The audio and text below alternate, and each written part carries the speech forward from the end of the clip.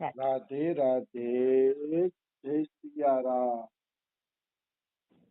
આપણે રાણીમા અને રૂડીમાનું ચરિત્ર ચાલે છે. રાણીમા અને રૂડીમાના ચરિત્રમાં આપણે આગળ વધીએ તો ઘેલાભાઈ કરીને રાણીમાને એક ભાઈ મળવા આવે અને રાણીમા એને એમ કહે છે કે આ આપણા ભાઈ થાય, આપણા સગા ભાઈ છે. બધાને આશ્ચર્ય થયું કે આવી વાત તો કોઈને ખબર હતી નહીં. પછી રાણીમા એમ કહે છે કે ઘેલાભાઈ, અમે તમારા કારણે જો રાજકોટ આવ્યા છીએ, હવે બેનબાનું ધ્યાન રાખજો, મતલબ અમારું હવે ધ્યાન રાખજો.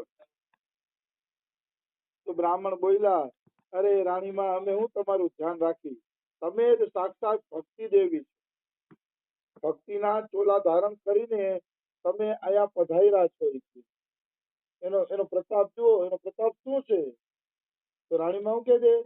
ઈ સાધુ સેવાનો પ્રતાપ છે ઘેલાભાઈ. મતલબ રાણીમાં કે જો મારું આટલું નામ થતું હોય, બધા મને યાદ કરતા હોય, કે બધા લોકો મારું માન જાળવતા હોય ને, તો ઘેલાભાઈ એમાં બીજી કાંઈ નવી નવાઈની વાત નથી. એ કેવળ સાધુ સેવાનો પ્રતાપ છે. વાત સાચી છે. ભક્તમાલ નાભાજીના ચરિત્રો વાંચીએ તો એમાં 80% ચરિત્રો ગ્રહસ્થના છે અને લગભગ મોટા ભાગના ચરિત્ર સાધુ સેવીના છે, કે જેને સાધુઓની સેવા કરીને ભગવાનની પ્રાપ્તિ કરી હોય એવા ચરિત્રો વિશેષ છે ભક્તમાલની અંદર. એટલે સાધુ સેવાનો પ્રતાપ છે, એમાં કોઈ એટલે કોઈ શંકા નથી. મનુષ્ય જો સાચા ભાવથી સાધુ સેવા કરે તો ઈશ્વર અવશ્ય કૃપા કરે છે. એમાં કોઈ એટલે કોઈ પણ પ્રકારની શંકા નથી.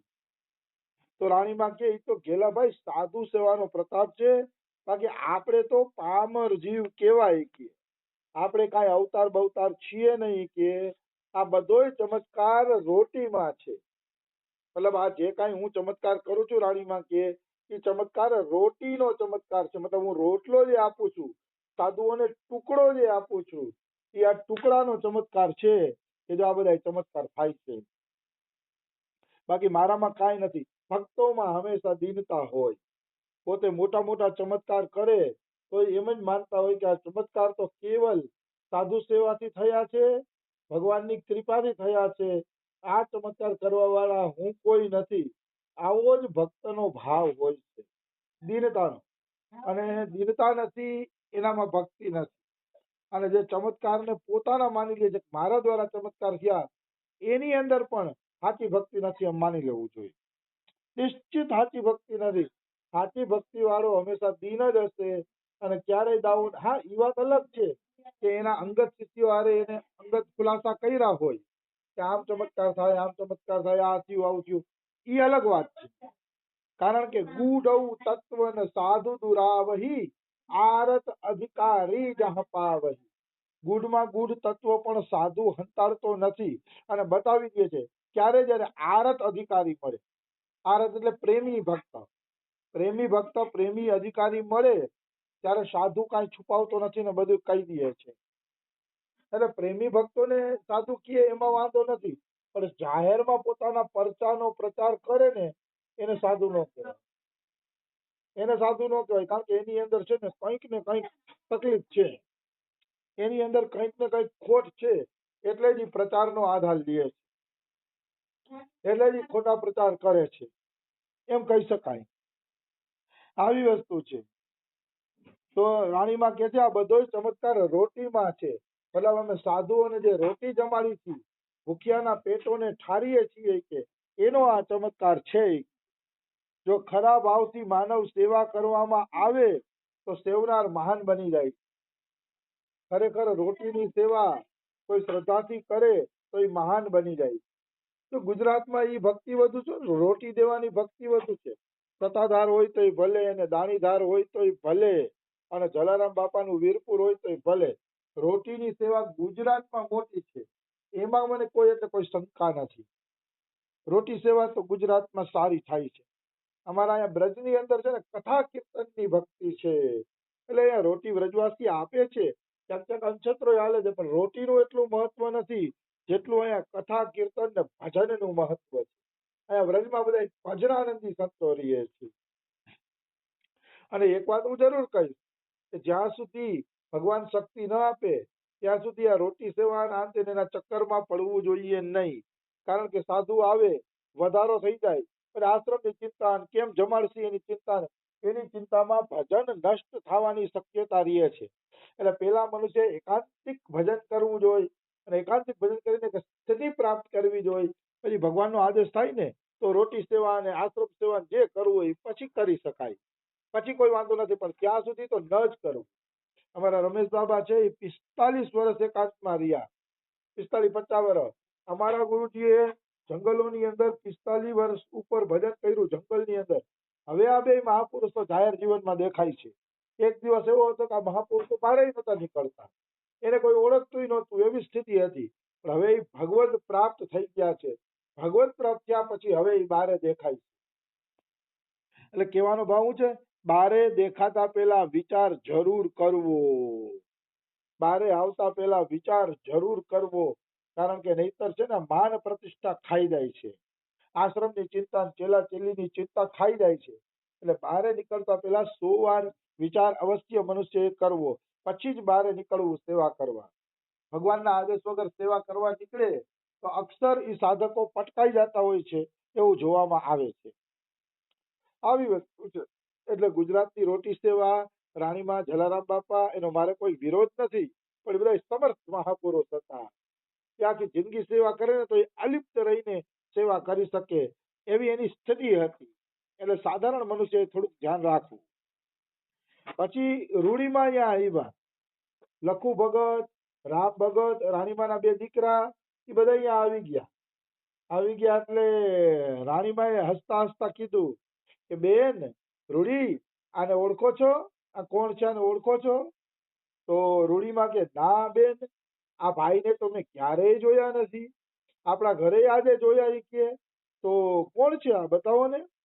તો કે આમનું નામ ઘેલાભાઈ છે. એ કે ઈ અત્યારે તો બ્રાહ્મણ છે.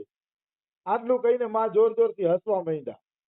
તો રૂડીમાને પ્રશ્ન થયો, અત્યારે તો બ્રાહ્મણ છે એટલે શું? મતલબ તો આગલા જન્મમાં કોણ હતા? એટલે રૂડીમાએ પૂછ્યું કે હે રાણીમાં, હાલ ઈ બ્રાહ્મણ છે એવું તમે કેમ બોલ્યા? હાલ ઈ બ્રાહ્મણ છે તો આગલા જન્મમાં ઈ કોણ હતા, બતાવો મને. રૂડીમાં કહે છે તો કે આગલા જન્મમાં આપણા સગા ભાઈ ઝીણાભાઈ હતા, ભરવાડ હતા, એનું નામ હતું ઝીણાભાઈ, અને આપણા સગા ભાઈ હતા આ ઘેલાભાઈ આગલા જન્મની અંદર. આપણે ભાઈ વગરની નથી રૂડી કીએ, આપણે ભાઈ છે એ આ ઝીણાભાઈ ઘેલાભાઈ બનીને આવ્યા છે, આપણા સગા ભાઈ છે. અને આ વીરાના આશરે, આ ભાઈના આશરે તો ઠાકોરે મને રાજકોટ મોકલી છે. કે બહુ ધનવાન છે હો બેન, આપણે હાચવી લેશે. રાણીમાં ખાલી હસે છે, મજાક કરે છે કે બહુ ધનવાન છે બેન, કે આપણે હાચવી લેશે હોય કે આપણા ઘેલાભાઈ છે.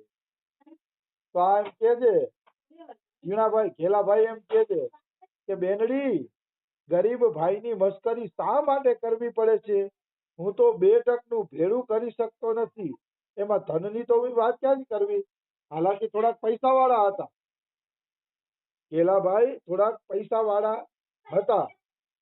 વાળા હતા ને, એટલે એમ કે છે કે બેન મસ્કરી ન કરો, જે કઈ થોડું ઘણું છે એ ઠાકોરનું છે, મારું કાંઈ નથી, હું તો ઠાકરનો સેવક છું, હું તો ઠાકરનો સેવક છું.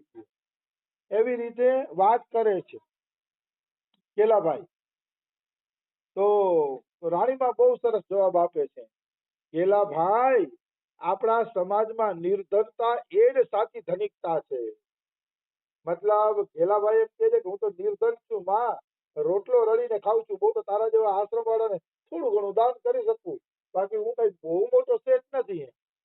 ત્યારે રાણીમાં બહુ સરસ વાત કરે છે કે ઘેલાભાઈ, આપણા સમાજમાં જે નિર્ધન હોય ને એ જ સાચો ધનવાન છે. હવે આ એક એક વાક્ય ઉપર હું તમને વિસ્તારથી ચર્ચા કરીશ. ભક્તિમાં નિર્ધનતા હોય તો વધારે સારું, કારણ કે ધનવાનોને અહંકાર હોય, ઠસક હોય કે અમે કાંઈક છીએ, એટલે આમાં નિર્ધન હોય ને એ વધારે સારું. કબીરા સબ જગ નિર્ધનિયા, ધનવંતા નહીં કોઈ, ધનવંતા સોઈ જાનીએ, રામ નામ ધન હોય. જેને ભગવાનના નામનું ધન ભેગું કર્યું છે એ જ હાચો ધનવાન છે. એટલે આ ભક્તિ માર્ગમાં શું છે, ક્યારેક ક્યારેક જે નિર્ધન હોય, માગીને રોટી ખાતો હોય એવો સાધુ કદાચ ધનવાનો કરતા આગળ હોય, કરોડોપતિ કરતા આગળ હોય. કારણ કે સાધુ ભગવાનના નામનું ધન ભેગું કરે છે. ભગવાનના નામનું ધન ભેગું કરતો હોવાના કારણે એ સાધુ કદાચ ધનવાન કરતા આગળ હોઈ શકે, નિશ્ચિત હોઈ શકે, એમાં કોઈ એટલે કોઈ શંકા નથી. એટલે નિર્ધનતા, સંસારમાં નિર્ધનતા અલગ વાત છે. સંસારની અંદર કોઈ કમાતો ન હોય તો આપણે એમ કહી દઈએ નિર્ધન છે, પણ ભક્તિ કોઈ કરતું હોય તો એને ભક્તો નિર્ધન માનતા નથી. હું પણ એને નિર્ધન માનતો નથી. જે લોકો ભગવાનનું ભજન કરે છે, ભજન કરે એને કોઈ દી નિર્ધન માનવો નહીં. એ કરોડોપતિઓ કરતા ક્યાંય આગળ છે, હજારો નાસ્તિકો કરતા પણ એ ભગવાનની ભક્તિમાં લાઈનમાં આગળ છે. મનુષ્યાણામ સહસ્ત્રેષુ કશ્ચિદ યતતિ સિદ્ધિએ, યતામ અપી સિદ્ધાનામ કશ્ચિન મામ વેતિ તત્વતઃ. ભગવાન કહે છે હજારો મનુષ્યો મારી તરફ હાલે છે, એ હજારો હાલવા વાળામાં કોઈ એક જ વ્યક્તિ મને તત્વથી ઓળખી શકે છે. ભગવાનની પ્રાપ્તિ સાચું ધન છે, બાકી બધું બેકાર છે.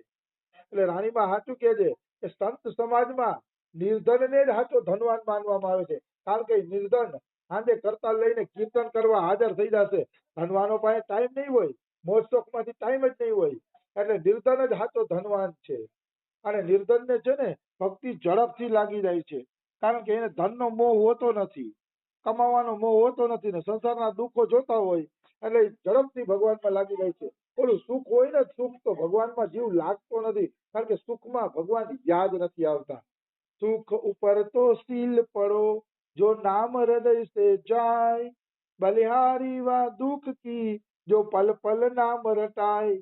સુખ ઉપર શીલા પડો, કબીરજી કે છે, પથ્થર પડો સુખ ઉપર, કે મારા ભગવાનનું નામ ભૂલાઈ જાય છે. એના કરતા એ દુઃખ હારું કે જે દુઃખ મને પળે પળે ભગવાનના નામની યાદ દેવડાવે છે. આવી વસ્તુ છે, આવો સંતોનો ભાવ છે, દિવ્ય.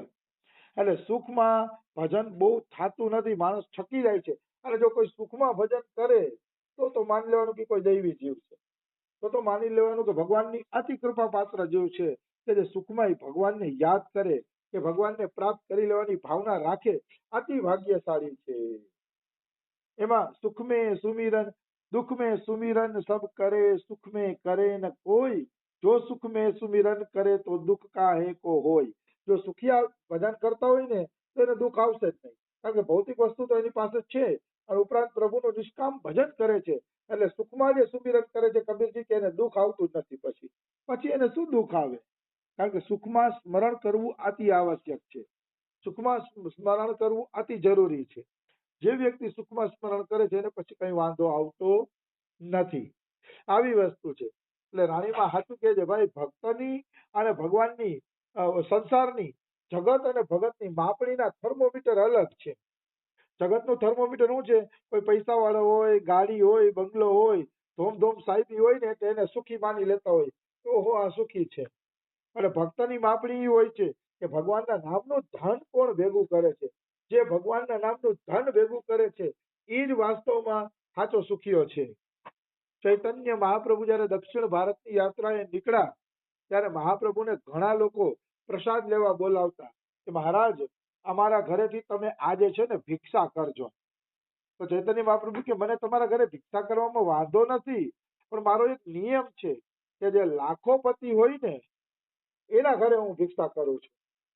આ તો બધા એના મોઢા પડી જાય, કારણ કે લાખોપતિ કોણ હોય, એ જમાનામાં તો માણસે ધન જોયું નહોતું, એ જમાનામાં એટલું ધન હતું નહીં, તો કોણ લાખોપતિ હોય. તો બધા પાછા હટી જાય કે મહારાજ તો અમે તમને ભિક્ષા નહીં કરાવી શકીએ, અમે તો કઈ લાખોપતિ છીએ નહીં, અમારી પાસે તો કઈ એવી સંપત્તિ છે નહીં, અમે તમને કેવી રીતે ભિક્ષા કરાવી શકીએ. એવી રીતે બધા પાછા હટી જાય. તો ચૈતન્ય મહાપ્રભુના શિષ્ય એમ કે છે, અરે લોકો તમે ચિંતા ના કરો, એ કે લાખોપતિ એટલે અમારા પ્રભુ, અમારા ગુરુ એમ કહેવા માંગે છે કે જેની પાસે જે રોજના લાખ નામ જપ કરે છે, લાખ નામ જપ કરીને લાખોપતિ છે ને, એના ઘરે હું ભોજન કરીશ. ત્યાં તો ઘણા ભક્તો હરખાતા હરખાતા આગળ આવ્યા કે લાખ નામ જપ તો અમે કરીએ છીએ, મતલબ મહાપ્રભુ એના ઘરે પ્રસાદ લેવાનું પસંદ કરે છે, જે 1 લાખ નામ જપ કરે છે, જે ભગવાનનું ભજન કરે છે. ભજન ન કરે એના ઘરે શું પ્રસાદ લેવાનો હોય? એનો પ્રસાદ પણ લેવો ન જોઈએ, જે નાસ્તિકો છે. આવી વસ્તુ છે. તો હજી રાણીમાં ઘણો બધો ઘેલાભાઈને ઉપદેશ આપશે. એ ઉપદેશ આપણે કાલે લઈ લેશી. રાધે રાધે, જય સિયારામ.